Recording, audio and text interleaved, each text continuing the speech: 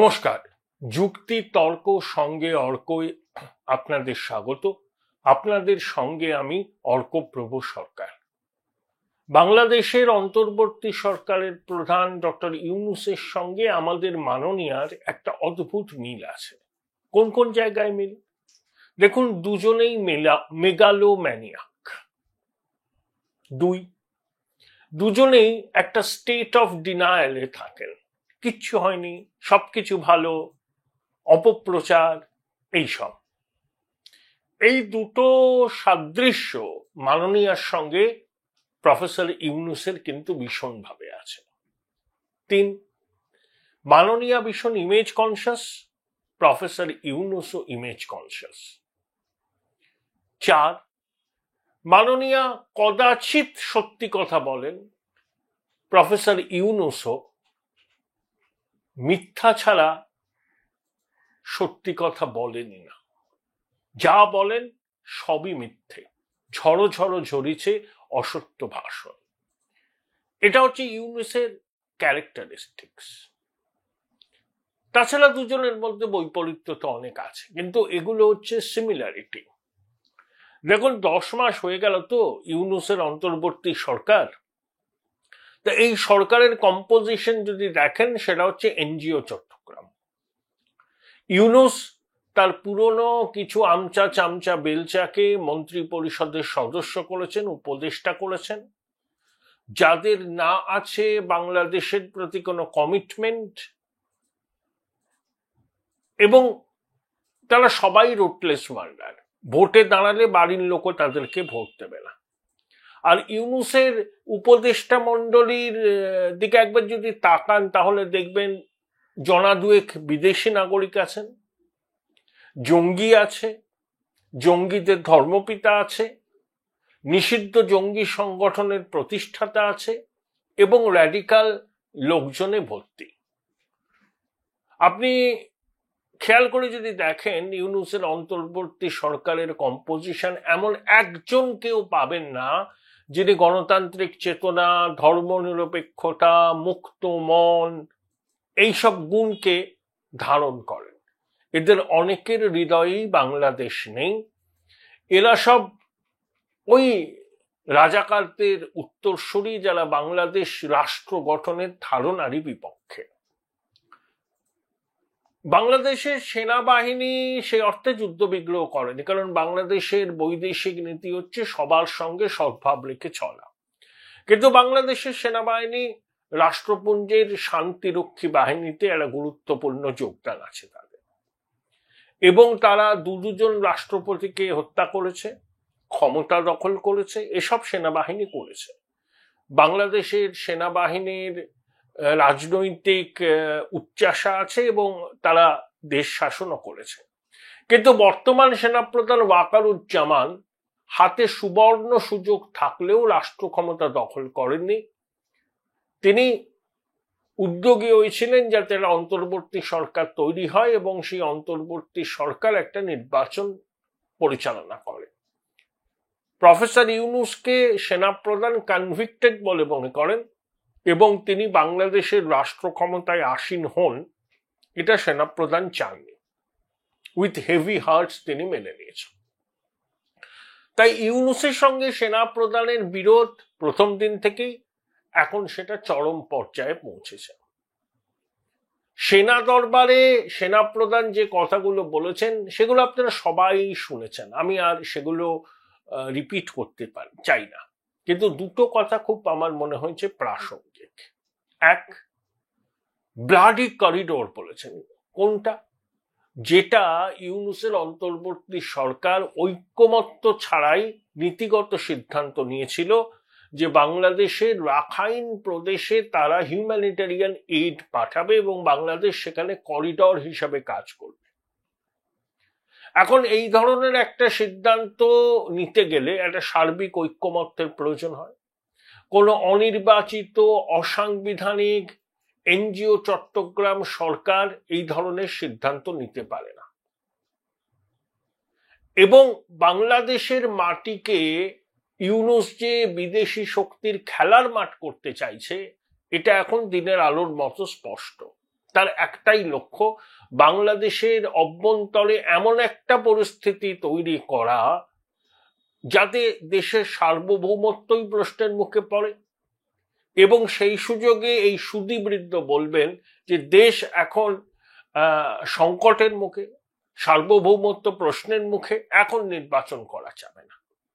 সবাইকে কাঁধে কাঁধ মিলিয়ে ঐক্য ঐক্য ঐক্য করে না, ঐক্য তৈরি করে বাংলাদেশের হয়ে দাঁড়াতে হবে। এটা হচ্ছে সুদীবৃদ্ধ নির্বাচন পিছিয়ে দেওয়ার একটা অপকৌশল। সেনাপ্রধান সেটা কিন্তু বুঝেছেন। শুধু সেনাপ্রধান কিন্তু একা নন, পুরো বাহিনী সেনাপ্রধানের পাশে আছে। এবং সংবাদপত্রের রিপোর্ট এবং বাংলাদেশ থেকে আমি যা খবরাখবর পেয়েছি আমার সতীর্থ সাংবাদিকদের কাছ থেকে এবং বাংলাদেশে আমার যে যোগাযোগ আছে তার থেকে, যে তারা বলছেন যে দেখুন দাদা, সেনাপ্রধান চরম পত্র দিয়ে দিয়েছেন। সেনাপ্রধান চাইছেন সেনাবাহিনীকে ব্যারাকে ফিরিয়ে নিতে। সেনাবাহিনীর কাজ আইন শৃঙ্খলা রক্ষা করা নয়, সেই কাজে তাদের দক্ষতাও নেই। এবং বাংলাদেশের সরকার হোক, অন্তর্ভুক্তিমূলক নির্বাচন হোক, সেই সরকার ক্ষমতায় এসে গুরুত্বপূর্ণ নীতি প্রণয়ন করুক। ধরুন বাংলাদেশের মাটিকে আপনি করিডর হিসাবে ব্যবহার হতে দিতে চান, রাষ্ট্রপুঞ্জের মহাসচিব অনুরোধ করেছে, পশ্চিমের দেশগুলোও বলেছে, কিন্তু অন্তর্বর্তী সরকার এই গুরুত্বপূর্ণ সিদ্ধান্ত নিতে পারে না। সব স্টেক হোল্ডারদের সঙ্গে কথা বলে কনসেনসাস তৈরি করতে হয়। যে ইউনুস কথায় কথায় কনসেনসাস কনসেনসাস কনসেনসাস তৈরি করে, সেই ইউনুস সবাইকে অন্ধকারে রেখে এই ধরনের গুরুতর সিদ্ধান্ত নিতে পারে? ইউনুসের বিদেশ উপদেষ্টা তৌহিদ হোসেন তো জানিয়েছেন যে বাংলাদেশের মাটিকে রাখাইন প্রদেশে ত্রাণ সামগ্রী পাঠানোর জন্য হিউম্যান করিডর হিসাবে ব্যবহার করা হবে। এখন সেনাপ্রধান এমন চাপ দিয়েছেন, ইউনুস বলছে বাপরে বাপ। সেজন্য ইউনুসের পক্ষ থেকে এক্সে বিস্তারিত ব্যাখ্যা দেওয়া হয়েছে। লোককে কি ভাবে ঘাসে মুখ দিয়ে চলে? বাংলাদেশের মানুষ কি ঘাসে মুখ দিয়ে চলে? তাদের লেখাপড়া, তাদের যোগ্যতা নেই? ইউনুস যা বলবে সেটাকে তারা বেদবাক্য বলে মেনে নেবে? হিউম্যানিটারিয়ান করিডোর করার কি পূর্ব শর্ত, সেটা দুনিয়া জানে, বাংলাদেশের মানুষও জানে। ইউনুসকে ক্ল্যারিফিকেশন দেওয়ার কোনো দরকার নেই এবং ইউনুসের কোনো অধিকারই নেই বাংলাদেশের মাটিকে হিউম্যান করিডর হিসাবে ব্যবহার করতে দেওয়ার সিদ্ধান্ত নেওয়ার। যদি এই সিদ্ধান্ত নিতেই হয় তাহলে জনগণের ভোটে নির্বাচিত সরকার নেবে, সব স্টেক হোল্ডারদের সঙ্গে কথা বলে। ইউনুসের যে জাতীয় নিরাপত্তা উপদেষ্টা, যাকে সেনাপ্রধানকে অন্ধকারে রেখে ইউনুস নিয়োগ করেছিলেন, ইউনুসের লক্ষ্য সেনাপ্রধান, বিমান বাহিনীর প্রধান, নৌবাহিনীর প্রধানকে বরখাস্ত করে ওর কার্যালয়ে যে মিলিটারি সেক্রেটারি বসে তাকে সেনাপ্রধান করা। এবং খলিলুর রহমান, সেও এক বিতর্কিত চরিত্র, সে 20 বছর আগে যেসব কাণ্ড করেছিল বাংলাদেশের মাটিতে, একজনের রহস্য মৃত্যুর সঙ্গেও নাকি তার নাম জড়িয়ে যায়, এরকম অভিযোগ আছে। সেই খলিলুর রহমানকে দিয়ে সে বিদেশি নাগরিক। আর প্রধান উপদেষ্টার অফিসে যে মিলিটারি সেক্রেটারি আছে, তারা একসঙ্গে চক্রান্ত করে এই সিদ্ধান্তটা নিয়েছিল এবং তাদের লক্ষ্য হচ্ছে 3 বাহিনীর প্রধানকে অপসারণ করে নিজেদের পছন্দের লোককে বসানো। আচ্ছা, বিদেশি নাগরিক বাংলাদেশের অভ্যন্তরীণ ব্যবস্থায় কিভাবে নাক কলাতে পারে? কোনো দেশের পক্ষে সম্ভব? তো বাংলাদেশে কি জ্ঞানী গুণী লোকের অভাব আছে? বিদেশি নাগরিকদের নিয়ে আসতে হবে। 2 জন তো আছেই যারা ওই কমিশন, সংস্কার কমিশনের চেয়ারম্যান হচ্ছেন, একজন তো জাতীয় নিরাপত্তা উপদেষ্টা হয়ে গেছে। আর জাতীয় নিরাপত্তা উপদেষ্টা করা হলো সেনাপ্রধানের সাথে কোনো কথা না বলে। আর ইউনুস টিকে আছেন সেনাবাহিনীর দয়ায়। আমি বলছি দয়ায়। সেনাবাহিনী চাইলে, আগে চাইলে 1 মুহূর্তে ইউনুসকে অপসারণ করতে পারত, কিন্তু সেনাবাহিনী করেনি। ছাত্রদের দাবি তারাও মেনে নিয়েছে উইথ এভিয়ার্স। কিন্তু এখন অন্তর্বর্তী সরকার যে কাণ্ড কারখানা করছে তাতে বাংলাদেশের সার্বভৌমত্ব বিপন্ন হবে, বাংলাদেশের মাটি বৃহৎ শক্তির খেলার মাঠে পরিণত হবে। আজকে যে রোহিঙ্গারা কক্সবাজারে ক্যাম্প করে আছেন, পরবর্তীকালে তারা বলতে পারেন যে এটা তাদের নিজেদের ভূমি, বাংলাদেশের ভূখণ্ড হাতছাড়া হতে পারে। তাহলে ইউনুস এত বড় সিদ্ধান্ত নিচ্ছেন, আস্পর্দারা দেখুন, কোনো ঐক্যমত্য করার প্রয়োজন বোধ করেনি। এই জন্য আমি বললাম না মেগালোম্যানিয়াক, এবং ও হচ্ছে আন্তর্জাতিক খ্যাতি সম্পন্ন বাটপার, র্যাকেটিয়া, সবসময় আন্ডার দ্য টেবিল ডিল। কখনো ট্রাম্পের বিরোধী প্রার্থীকে ফান্ড করা, কখনো ট্রাম্প অ্যাডমিনিস্ট্রেশনে ট্রাম্প বিরোধী লোকজনের সঙ্গে। এই খলিলুর রহমান কথাবার্তা বলেছিলেন, সেই ভদ্রলোক আবার চীনা অরিজিন, তাকে ট্রাম্প তাড়িয়ে দিয়েছে। ট্রাম্পের জমানার আগে মার্শা বার্নিকাট বাংলাদেশের মাটিতে কি করেছে সেটা আমরা সবাই জানি। শেখ হাসিনা যে কথাটা বলছিলেন যে ইউনুস এবং তার সহযোগীরা অপশক্তি, তারা বাংলাদেশের স্বাধীনতা সার্বভৌমত্ব বিপন্ন করতে চায়, পরিস্থিতি কিন্তু তাই। সেনাপ্রধান এর বিরুদ্ধেই রুখে দাঁড়িয়েছে। সেনাপ্রধান কিন্তু একা নয়, সেনাবাহিনীর সম্পূর্ণ সমর্থন আছে, এবং মুক্তিযুদ্ধের চেতনাকে মুছে দেওয়ার যে উদ্যোগ ইউনুসের অন্তর্বর্তী সরকার নিয়েছে, সেনাবাহিনীও সেটা কিন্তু আর সহ্য করবে না। তারা ৩২ নম্বর ধানমন্ডি ধ্বংস হতে দেখেছে, সেনাবাহিনীকে লক্ষ্য করে ভুয়ো ভুয়ো স্লোগান দিয়েছে, সেনাবাহিনীর ল্যাজ গুটিয়ে ক্যান্টনমেন্টে পালিয়েছে। এসব নিয়ে বাংলাদেশের মানুষের প্রবল ক্ষোভ ছিল। সেনাবাহিনীর কি বলবো, ভূমিকা কালিমা লিপ্ত হয়েছে, প্রশ্নের মুখে পড়েছে সেনার কর্তৃত্ব। এখন সেনাবাহিনী বলছে, সেনাপ্রধান বলছেন, আর মববাজি বরদাস্ত করা হবে না। জনগণ যদি হাতে আইন তুলে নেয় তাহলে তাদেরকে কনসিকুয়েন্স ফেস করতে হবে। সেই জন্য সহযোদ্ধা বলে একটা সংগঠনের মাথা, সেই প্রাক্তন সেনা আধিকারিক, সে বাংলাদেশ জুড়ে যাদের চাকরি গেছে সেনা আওয়ামী লীগের সময়তেই, তাদেরকে পুনর্বহাল করার দাবি জানিয়েছে। সেটা বিরাট নেতা হতে চাইছে, তার পিছনে কিছু প্রাক্তন সেনাকর্তা এবং ওই ইউনুসের সমর্থন আছে। তাকে গ্রেপ্তার করেছে, তার দুজন সহযোগী সমেত সেনা গ্রেপ্তার করেছে, কিন্তু পুলিশের হাতে তাদের তুলে দেওয়া হয়নি। আইএসপিআর বিবৃতি দিয়ে জানিয়েছে, অতীতে আইএসপিআর কিন্তু এরকম বোল্ড স্টেটমেন্ট করেনি। অর্থাৎ সবাইকে বার্তা দেওয়া হলো, বাঁধলামি আর বরদাস্ত করবে না সেনাপ্রধান, এবং নির্বাচন ডিসেম্বরের মধ্যে করতে হবে, এবং অবশ্যই দেখবেন অন্তর্ভুক্তিমূলক নির্বাচন। সেই নির্বাচনে আওয়ামী লীগ পার্টিসিপেট করবে। আওয়ামী লীগকে ছাড়া বাংলাদেশে সাধারণ নির্বাচন হবে না। অনেকে বলতে পারেন, এখন আপনারা এইসব কথা বলছেন, যখন আওয়ামী লীগ নির্বাচনের নামে প্রহসন করত তখন তো আপনারা কিছু বলেননি। আপনারা ভারতীয়রা হচ্ছেন লীগপন্থী। প্রথম কথা বলি, শেখ হাসিনার সরকার বিএনপিকে নিষিদ্ধ করেনি। বিএনপি নির্বাচনে দুর্নীতি এবং নির্বাচন মানে প্রহসন, এই অভিযোগ তুলে নির্বাচন বয়কট করেছে, এবং 2024 সালে যে নির্বাচন হলো জানুয়ারি মাসে, সেই নির্বাচনে বোধহয় টার্ন আউট 40% হয়েছিল। মানে আওয়ামী লীগপন্থীরাই ভোট দিয়েছিল, বিরোধীরা ভোট দেয়নি। তা এই ধরনের নির্বাচন তো কাঙ্ক্ষিত নয়। কাঙ্ক্ষিত কি? কাঙ্ক্ষিত নয়। তা আওয়ামী লীগ জমানায় নির্বাচনের নামে প্রহসন হয়েছে বলে সেই ইতিহাসের পুনরাবৃত্তি করতে হবে, এই ধারাবাহিকতাটা কি বজায় রাখতে হবে? এটা তো চলতে পারে না। তাহলে এখন নির্বাচন হলে সবাইকে নিয়ে করতে হবে, এমন নির্বাচন যে নির্বাচনে আন্তর্জাতিক পর্যবেক্ষকরা থাকবেন, আগেও তারা ছিলেন, এবার আরো বেশিভাবে থাকবেন। প্রয়োজনে আন্তর্জাতিক বাহিনী মোতায়েন করতে হবে, সব দল প্রতিদ্বন্দ্বিতা করবে। তারপর বাংলাদেশের মানুষের রায়ে যারা সরকারে আসবেন তারা সব সিদ্ধান্ত নেবেন, কারোর কিছু বলার থাকবে না, এবং সেই সরকারকে সবাই স্বীকৃতি দিতে বাধ্য। আমরা কিন্তু ইউনুসের অন্তর্বর্তী সরকারকে স্বীকৃতি দিইনি। পূর্ণ কাজ চালানোর মতো সম্পর্ক আছে।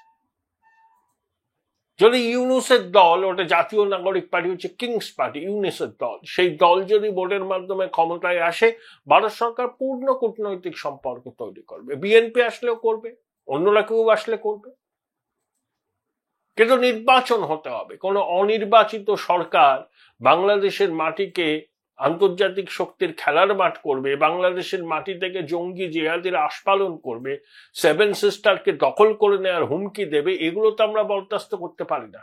আর ভারতের সেনাবাহিনীর সঙ্গে বাংলাদেশের সেনাবাহিনীর কিন্তু ঘনিষ্ঠ যোগাযোগ আছে, এবং স্বয়ং ওয়াকারুজ্জামান প্রথম আলোকে দেওয়া সাক্ষাৎকারে বলেছিলেন যে ভারতীয় সেনাবাহিনীর সঙ্গে তাদের সম্পর্ক ভালো। সেটা কিন্তু ইউনূসের অন্তর্বর্তী সরকার চাইছে না। তারা সেনাপ্রধানকে বলেন লীগপন্থী। আরে সেনাপ্রধান শেখ হাসিনার আত্মীয়তে এটা সবাই জানে, এর নতুন কথা কি? কিন্তু জুলাই আগস্ট গণ অভ্যুত্থানের একদম শেষের দিকে সেনাবাহিনী কি শেখ হাসিনার পক্ষে দাঁড়িয়েছিল? সেনাবাহিনী যদি শেখ হাসিনার পক্ষে দাঁড়াতো, শেখ হাসিনাকে দেশত্যাগ করতে হতো না এবং এই গণ অভ্যুত্থান সফল হতো না, রক্তগঙ্গা বয়ে যেত, এটা ঠিক। তখন দেশের মানুষের পপুলার সেন্টিমেন্টকে মর্যাদা দিয়ে সেনাবাহিনী আওয়ামী লীগের সরকারকে জানিয়ে দিয়েছিল যে দেশের মানুষের বিরুদ্ধে তারা বল প্রয়োগ করবে না, পারবে না। এটা সেনাবাহিনীর সব স্তরের জওয়ান অফিসারদের সম্মিলিত দাবি ছিল, সেটাই সরকারকে জানিয়েছিলেন সেনাপ্রধান। তাহলে শেখ হাসিনার আত্মীয় হওয়া সত্ত্বেও শেখ হাসিনার চরম সংকটের দিনে কিন্তু ওয়াকারুজ্জামান তার পাশে দাঁড়ায়নি, এটাও সত্য। Join Indian Institute of Hotel Management now. Right choice, right decision. কিন্তু ইউনূস যেভাবে অবৈধভাবে দেশে একটা যুদ্ধ লাগিয়ে ক্ষমতায় থাকতে চাইছে, এরা বাংলাদেশের মানুষ পছন্দ করছেন, এবং বাংলাদেশের মানুষের সেন্টিমেন্ট হচ্ছে নির্বাচন। সেই সেন্টিমেন্টকেই সেনাবাহিনী সমর্থন করেছে। That's all. তাহলে ইউনূস তো ব্যাগ গোছাতে হবে, হবেই। এই আন্তর্জাতিক খ্যাতি সম্পন্ন বাটপার বেশি দিন বাংলাদেশে রাজ করতে পারবে না, মিলিয়ে নেবেন। ওর চক্রান্তগুলো ফাঁস হয়ে যাচ্ছে। অত্যন্ত ধূর্ত ক্ষমতালোভী এই বৃদ্ধ। আপনাদের মনে আছে যখন ঢাকা আন্তর্জাতিক বিমানবন্দরে ইউনূস প্যারিস থেকে এলো, সাংবাদিকদের কি বলেছিল? আমাকে 6 বছর সময় দিতে হবে। অর্থাৎ 6 বছর ধরে চর্বচস্য লেজ্জ পেয় করবে যমুনায় এবং বাংলাদেশকে একেবারে খাদের কিনারায় দাঁড় করিয়ে দেবে, এবং বাংলাদেশের মাটি জঙ্গি জিহাদিদের অভয়ারণ্য হবে। এটা আমরা সহ্য করব না। সেনাবাহিনী এই বিষয়টাকেই ধরেছে যে কেন বিদেশি সৈন্য হিউম্যান করিডরের নামে বাংলাদেশের মাটিতে আসবে, কেন আসবে? আচ্ছা, যদি আসেও বা আসার এই সিদ্ধান্ত হয়, তাহলে অন্তর্বর্তী সরকার এই সিদ্ধান্ত নেওয়ার অধিকারী নয়, কারণ তারা মানুষের ভোটে নির্বাচিত নয়। ইউনূস এটা জানেন, জেনেও এই অন্যায়টা করছে একটাই কারণে, বাংলাদেশকে যুদ্ধে জড়িয়ে দেওয়া, বাংলাদেশে এমন একটা পরিস্থিতি তৈরি করা, গৃহযুদ্ধের মুখে ঠেলে দেওয়া, যখন আর কেউ নির্বাচনের কথা বলবে না, তখন ইউনূস বহাল তবিয়তে আরো 4-5টা বছর ক্ষমতা ভোগ করতে পারবে। যে গ্রামীণ ব্যাংকের ম্যানেজিং ডিরেক্টরের পদ ছাড়তে চায় না, আদালতের নির্দেশে সরতে হয়, সেই ইউনূস ছেড়ে দেবে ক্ষমতা, রাষ্ট্র ক্ষমতা, এমনি এমনি, যতক্ষণ না ওকে তাড়ানো হবে, এবং ওকে সেনাবাহিনী তাড়াবে। রুটলেস ওয়ার্ল্ডার ইউনূসের পক্ষে সমর্থন নেই, এবং সেনাবাহিনী একটা কথা খুব দর্তনভাবে বলে দিয়েছে যে যখন তখন অবরোধ করা, মববাজি করা, ভুয়ো মামলা দেওয়া, এনাফ ইজ এনাফ, এবার তারা সহ্য করবে না। তারা কিন্তু এবার অ্যাসার্ট করবে যে বদনাম সেনাবাহিনীর কপালে জুটেছিল 32 নম্বর ধানমন্ডিকে পুড়তে দেখেও নীরব দর্শকের ভূমিকা তারা পালন করেছিল, সেই দাগ তারা হটাতে চায়, সেই জন্য তারা এক্সার্ট করবে। তাই ইউনূসের আর ব্যাগ গোছানো ছাড়া আর কোনো গত্যন্তর নেই, করতেই হবে ওকে। এই আন্তর্জাতিক খ্যাতি সম্পন্ন বাটপার যেখান থেকে এসেছিল সেখানে ওকে ফিরতে হবে, এবং ওর সহযোগীদেরও বাংলাদেশের আইন অনুযায়ী বিচার করতে হবে, কারণ এটা জঙ্গি জিহাদি। ভারতীয় উপমহাদেশে জঙ্গিবাদের আস্ফালন আমরা সহ্য করব না। আর ইউনূসের নতুন মিত্র পাকিস্তান তো একটা রোগ স্টেট বা দুর্বৃত্ত রাষ্ট্র বা জঙ্গি রাষ্ট্র, এবার মেবি। দেখুন, 71 সালে 16ই ডিসেম্বর তো পাক বাহিনী আত্মসমর্পণ করেছিল, 93,000 সৈন্য নিয়ে, জেনারেল নিয়ে আছে। সেই 16ই ডিসেম্বর আর একটা মর্মান্তিক ঘটনা ঘটেছিল 2014 সালে পেশোয়ারে আর্মি পাবলিক স্কুলে সন্ত্রাসবাদী হামলায় অনেক বাচ্চা নিহত হয়েছিল। তেহরিকে তালিবান পাকিস্তান দায় স্বীকার করেছিল। বালুচিস্তানে ওই আর্মি স্কুলে একটা বাসে আইইডি বিস্ফোরণ হয়েছে, বেশ কয়েকজন বাচ্চা মারা গেছে। পাকিস্তান জঙ্গিদের যে সার জল দিয়ে লালন পালন করেছিল, তারা এখন ফ্র্যাঙ্কেনস্টাইন হয়ে গিয়ে পাকিস্তানকে গ্রাস করতে চাইছে, কিন্তু পাকিস্তান তার থেকেও শিক্ষা নেবে না। তারা ভারতকে ব্লিড করার জন্য, ভারতকে হাজার টুকরে ভাগ করার জন্য এই ছায়া যুদ্ধ চালিয়ে যাবে এবং অচিরেই পাকিস্তানের আবার অঙ্গহানি হবে। এটাই হচ্ছে বাস্তব। শুধু ইউনূস তার জঙ্গি সহযোগীরা পাকিস্তানের কোলে বসতে চায় তো, বাংলাদেশকে পাকিস্তানের কলোনি বানাতে চায়, Islamic Republic of east Pakistan নামকরণ করতে চায়, জাতীয় সঙ্গীত বদল করতে চায়, কারণ এরা রাজাকারদের বংশধর। তাদের এই অপচেষ্টা কোনো দিন সফল হবে না।